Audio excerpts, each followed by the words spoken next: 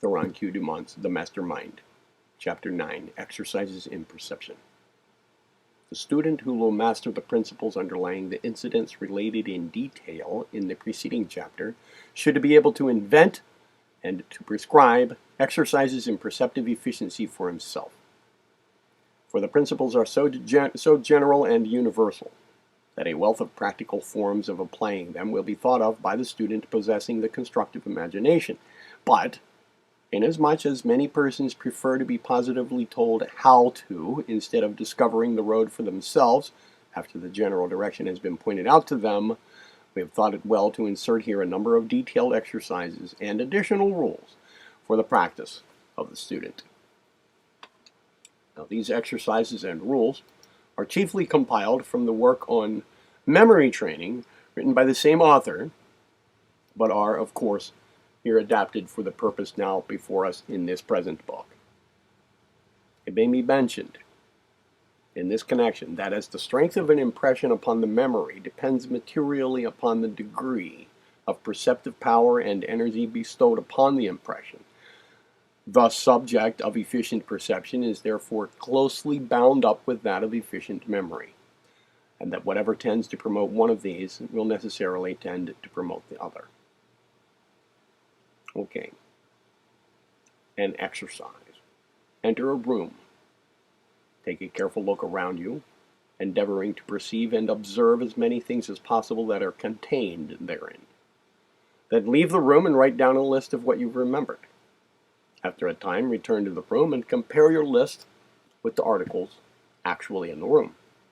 Then go out of the room and make up a second list, including the old as well as new things observed. Repeat this a number of times, taking care always not to fatigue yourself. Take time to rest yourself at any stage of the exercise. Now, as you progress, note not only the articles in the room, but also the size, shape, and general form of the room itself, the location of the doors and windows, the location of pictures and decorations, the wallpaper, window shades, fireplace, etc. In short, persevere until you can furnish a complete diagram of the room, as well as a complete list and description of its contents. Try this experiment in your own room. If you like, by doing so, you will discover how little you really know about its real appearance or contents.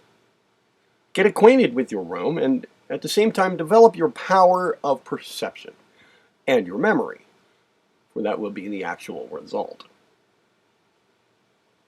Another exercise. Walk along the street and observe closely some building which you pass, a house or a shop, or your own residence, for that matter. Then return to your room and note carefully on paper all that you have observed about that building. Then later on, return to the building and make a comparison with your list. Then make a new list, including old and new points discovered, and so on, as we have directed in the preceding exercise. In this and similar exercises, you will find it advisable and helpful to proceed from simple to complex, from general aspects to details. You will also find it a great aid to classify as you proceed, making groups and classes of observed details and points.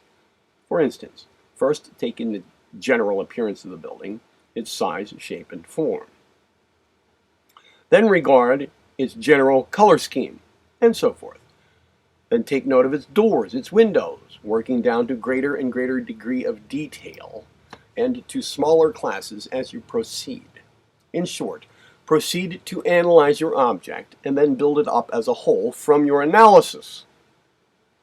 After you have finished your consideration of one building, take up the one next to it, and so on until you can correctly describe every building on the block, or if you like, confine yourself to corner buildings, and thus make a mental geography of any street or locality you may select. You will be surprised to see how rapidly you will acquire efficient perception in this work. After a time, you will become able to size up, so to speak, a building fairly well at a single glance, and almost unconsciously. In fact, many builders, architects, and others interested in buildings do this very thing from acquired habit and without conscious intention. Likewise, the shoemaker generally takes a hasty glance at the feet of a passerby without consciously realizing just what he's doing, but nevertheless taking full notes of anything and everything of importance concerning your footgear. The hatter does the same thing in relation to the headgear of the passerby. The explanation, of course, lies in the fact of interest attention and attention interests, manifesting in perception directing toward objects connected with the observer's general or particular interest. It is safe to say that you, yourself, already have acquired this habit of observation concerning the things most intimately connected with your business or professional interests, or your particular trade or occupation. The things which bring you a profit, in money or in pleasure, invariably hold your interest, and therefore attract your attention, and thus cause you to manifest more or less efficient perception concerning them. The study of faces is an excellent training and exercise for the development of effective perception. The study of the general outward characteristics of persons, their manner of walking, speaking, etc., as well as their clothing, will be found to be excellent material for exercises of this kind, and will besides be of practical value to you in your ordinary everyday business or professional life in which you meet different people. Ear perception.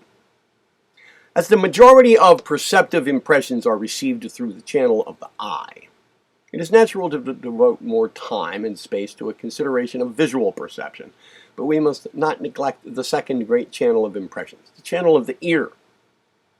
So the same principle of mastery and development holds good here too. Some persons have excellent eye perception but poor ear perception. Modern teachers note this difference in children and adapt their instruction accordingly. Many persons manifesting a poor ear perception are apt to think that they have deficient hearing. In many cases, however, this is a mistake, for their trouble arises simply from a lack of attention and interest. A poor condition of ear perception naturally follows in the train thereof. Many persons fall into the habit of inattention to what is being said to them, allowing their attention to be caught or held by their visual impressions. This is often excused on the grounds of poor hearing, slight deafness, etc. Such persons may not perceive ordinary remarks made in a loud tone of voice, but will catch the slightest whisper of others if they think that the others are gossiping about them or whispering a secret withheld from them. A person may catch the murmured words of love addressed to himself, or the whispered remark concerning his money affairs, but he will still be slightly deaf, so to speak, to ordinary remarks. A well-known psychologist once said, quote, "It cannot be doubted that fully one half of the deafness that exists is the result of inattention." And another has said, quote, "What is commonly called deafness is not infrequently to be attributed to inattention, the sounds being heard but not interpreted or recognized." End of quote. Sounds may be distinctly heard when the attention is directed toward them. That in ordinary circumstances would be imperceptible. And people often fail to hear what is said to them because they are not paying attention. The present writer personally knows a very excellent lady who constantly complains that, quote, "Something must be the matter with me, for I cannot hear a thing that is told me. My hearing must be failing." End of quote. But one observing her expression of countenance when she is listening to the whispered secrets of others in her near vicinity can see at once that she is fully cognizant of what is being said. He once played a rather mean trick upon this lady, purely as a matter of scientific interest, however. In the midst of our conversation, he interjected a French nonsense verse, so to speak, uttered in a monotonous, solemn, emphatic tone, the verse being something like one of Mother Goose, only if anything still more nonsensical. The good lady, looking at him earnestly, replied, "I perfectly agree with you, Professor. In fact, I have always held precisely the same views." She had not really heard a word that had been said. A few minutes later, he lowered his voice so that it was a little more than a murmur, and attracting her close attention, told her a little bit of spicy gossip about one of her rivals. She heard every word distinctly, in that case, without the slightest trouble, and answered him quite intelligently. It was all a matter of the degree of attention given to the remarks in either case. We trust that you will see the point of this and will profit by the moral contained therein. Here's the secret of developing ear perception, contained in a single sentence. Use your ears. Practice, exercise, and observe with attention, interest, and interest attention. Study tones, expressions of voice, accents, inflections, etc. If you see fit, endeavor to mimic and imitate the peculiarities of vocal expression observed by you. Never imitate or mimic a stammerer, though, for this trait is catching. Your growing interest in the subject of vocal expression will awaken your perceptive powers of attention, and your perception will develop as a consequence. Practice in the direction of picking up scraps of conversation of passers-by on the street, and afterward repeat them to yourself. Follow the same course in attending lectures, church services, and plays at the theater. Try afterwards to recall the exact words if possible. Listen carefully to what is said to you, with the fixed idea of recalling the exact words afterward. Also, study the voices of different persons, so that you can identify an unseen person by his voice previously heard by you. In all of the foregoing exercises and suggestions, you will notice ever present the one same principle. That is, the principle of attention interest and of interest attention. Add to this exercise and diligent practice, and you will have the whole thing in a nutshell.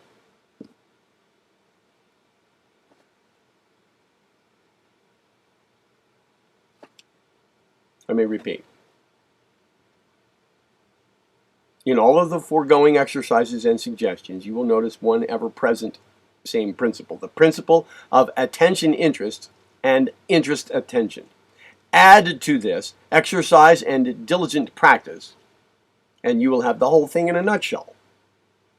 The very simplicity of the secret causes many to fail to value it properly. But here, as in many other things, the greatest truths are the simplest at the last analysis. The following general rules and the comments thereon regarding the practice of perception development will be found very useful to the student if carefully studied and the principle thereof grasped. Rule number 1. The value of our idea concerning an object depends materially upon the degree of clearness and strength of our perception of that object. You should remember this important rule, for it lies at the very foundation of the subject. The idea concerning an observed object is like the record of a phonographic roll, on a record, an album, a record album, or upon photographic film. A faint perceptive impression can never produce a reproduction clearer than itself. A blurred and indistinct perceptive impression will bring forth a blurred and indistinct idea. Perceptions are the things from which ideas are manufactured. Like produces like. Rule number 2. The depth and clearness of a perceptive impression is in direct proportion to the interest attention and attention interest bestowed upon the object or subject producing the impression. There is no perceptive impression without attention, and attention depends materially upon the interest in or liking for the subject or object producing the impression. It is necessary to cultivate interest in the things which you desire to understand and know. Interest may be stimulated by concentrated voluntary attention, and also by habit. And also, in a secondary way, by attaching your thought or ideas concerning the thing to that of some other thing which has an interest for you, or to the thought of the pleasant and desirable results to be obtained by you as a consequence of your mastery of the subject in question. By connecting the idea of the uninteresting thing with that of an interesting one, a secondary interest attaches to the former. Rule number 3. Building a strong primary foundation, perceptive impression of a thing which you wish to know and understand, upon which you can erect a structure of subsequent perceptive impressions. The best psychologists agree that it is of prime importance to build a good, strong foundation of perceptive impressions, upon which subsequent impressions may be built into a structure of thought. Add to these primary impressions from time to time, and be careful of your foundation work. Let it be strong and firm. A weak foundation of perceptive impressions has wrecked many a promising thought structure. Build upon solid rock, not upon the shifting sands. Upon the perceptive impression of the main principles of the thought in question, you can afterward build layer after layer of perceptions concerning the details, incidents, and associated facts concerning the main principle. Rule number 4. Let your primary perceptions consist of the main facts, points, principles, form, and characteristics of the thing observed, avoiding too many unimportant details at that moment. In acquiring perceptive impressions of a thing which you wish to understand and know, select the big facts for your primary work. Or, changing the figure of speech, you should draw in your mind the broad, wide outlines of the thing, into which you can fill the little details of subsequent perceptions. In learning about a house, begin with the general outlines and appearance, and then fill in the details of your picture later. In studying a tree, first see it as a whole, then study its trunk, then its branches, then its twigs, then its leaves, and so forth, in natural order. Study the whole family, then the groups thereof, and then the particular individuals. All subjects or objects may be studied in this way, for the principle is capable of universal application. Rule number 5. Classify your perceptions of details into divisions, subdivisions, and then smaller ones. Make your whole impression consist of classified parts. Let your unity be composed of units. This rule embodies a very important law of thought. Knowledge properly classified is available knowledge. An idea, with the details thereof properly classified, is available knowledge. An idea with its details thus classified is not only a strong, well-established idea, but one which is valuable for the purpose of being combined with other ideas. Without classification of details, the idea of anything is more or less blurred and indistinct, and cannot be well employed in the office of thought. Rule number 6. A perceptive impression may be intensified by frequent revival in consciousness. The above constitutes a very important principle in the cultivation of memory, but it is equally applicable to the process of perception in general. The principle operates so that when you revive in conscious attention, that is, by recollection, an original perceptive impression, you actually intensify it in consciousness and cause it to become deeper and stronger. A little thought will show you that most things that you know well, you have learned in obedience to this great law of mental activity. Herein lies the importance of review work in one's studies. A familiar application of this principle is found in the well-known illustration of remembering the features of a new acquaintance. It is a fact that even if you spend a full hour with the person at the first interview, you may fail to recognize him the next time you see him, whereas if you see him 12 days in succession, for only 5 minutes at a time, you will feel that you know him very well indeed, and will have no trouble in remembering him thereafter. Thus, the frequent revival of the perception of a popular song may tend to become a nuisance in time, for you will know it far too well for comfort. Rule number 7. In reviving perceptive impressions, do not be content with merely repeating the actual perception of the object itself, but also review and revive the impressions in consciousness, without actual perception of the original object. It is, as has been said, a great benefit to re-examine an object for the purpose of intensifying our original impression of it. In this way, the original impression is strengthened, and we also add new details of perceptive impression by this repeated reference to and examination of the object itself. In fact, one may practically educate himself on a subject or object in this way. But this form of the revival of the perceptive impressions, important as it is, may be materially reinforced by the simple revival in consciousness of the original impressions without a reference to the object itself. By taking the impression into the field of consciousness, by the action of the memory, the impression is given depth and strength which it would otherwise lack. We need not enter into a technical consideration of the psychological reason for the fact just stated. It is enough to say that all psychologists realize that the depth and the strength of a perceptive impression are greatly added to by this revival in consciousness without reference to the original object. We may appreciate the importance of this rule if we will but turn to some familiar examples of its employment, and therefore let us take two familiar examples to illustrate the point. Let us consider two boys learning the multiplication table. The first boy refers to the printed tables whenever he wishes to know how much is 7 times 8 or 5 times 6. The second boy reviews his memorized work, and whenever he wishes to know the product of 7 times 8 or 5 times 6, he recalls the memorized result and applies it to the case before him. Or again, let us consider the difference between two persons wishing to spell correctly. One refers to his dictionary without any attempt to draw on his stored away impressions concerning the subject, while the second does so draw upon his stored away impressions, and refers to the book only when he is unable to recall the former. Now, which class of people will acquire the deepest and strongest impressions of the particular subjects referred to? Can there be any doubt as to the correct answer? The best way to intensify a perceptive impression of any subject or object under the present rule is as follows.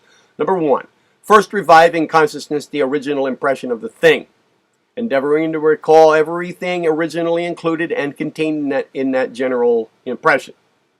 Then note on paper what you can recall of the original impression. You will discover that the use of the pencil will greatly facilitate your collection of the thing. And then number 2, then once more refer to the object as self, comparing it with your written list of the incidents of the impression. You will thus discover what you have omitted, and this perception will tend to strengthen and deepen the original one.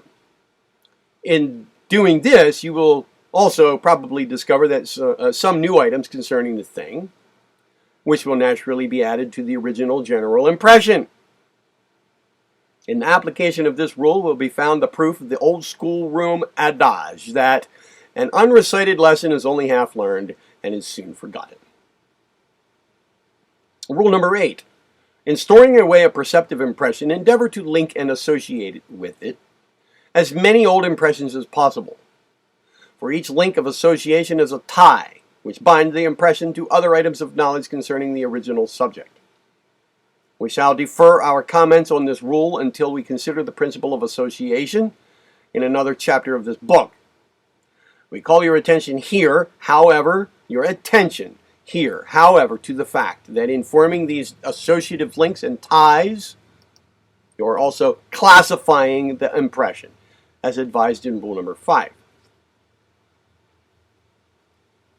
Rule number 9. Strive to impress a perceptive impression upon the mind through as many channels of sense perception as possible.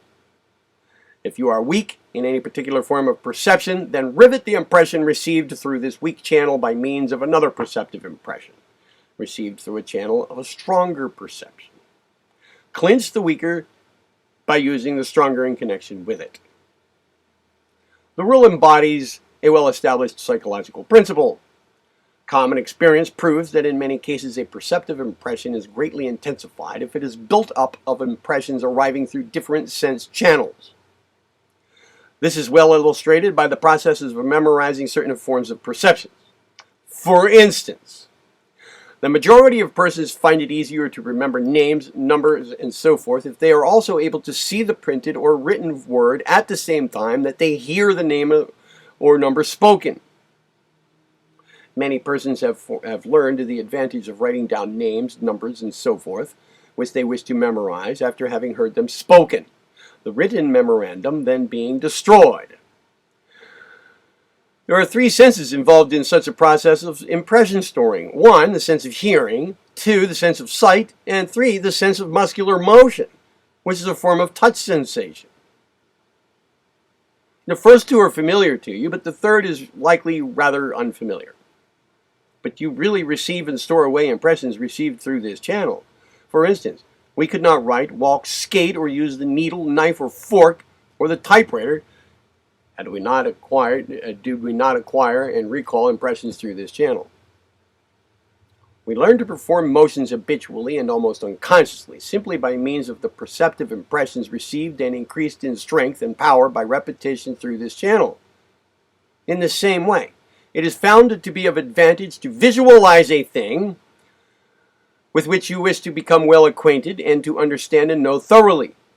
By creating a mental picture of the object, you will be greatly aided in recalling your perceptive impressions concerning it.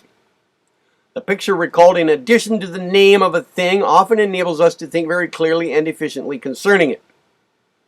In the same way, many have found it of advantage to recall the name or title of an object when they were viewing it through the channel of sight. If your eye perception is weak, you may add to the strength of your perceptive impression concerning a thing by means of repeating to yourself its name or title when you are examining it visually. Even the other senses may be called in operation in this connection in some cases.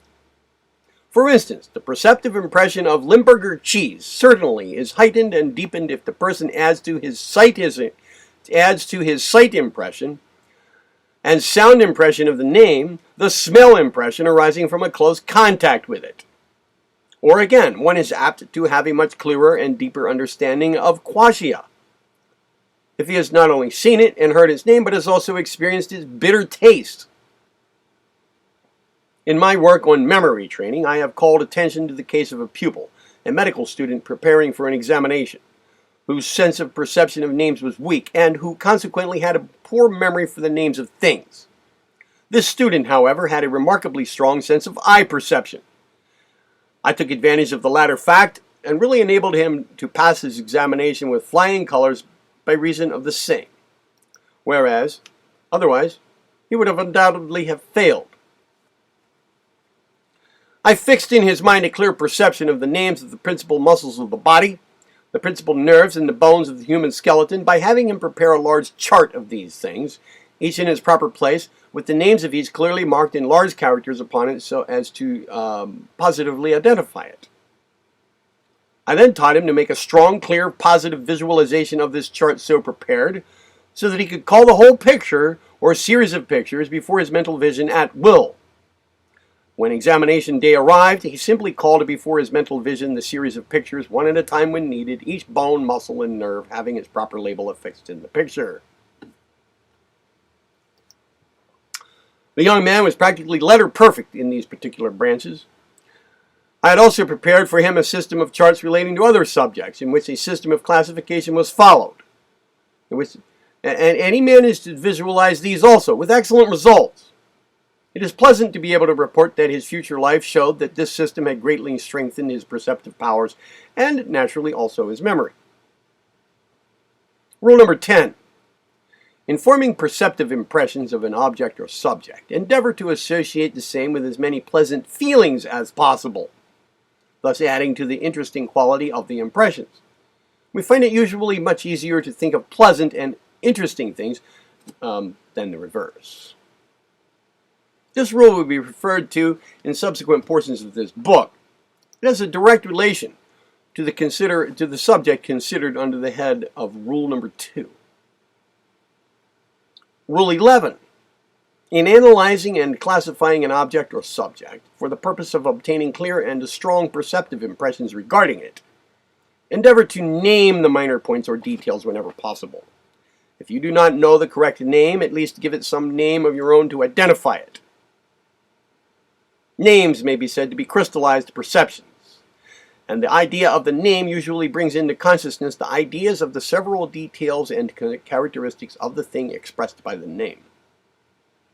It is very much harder to think of things for which we have no names than those associated in our minds with names.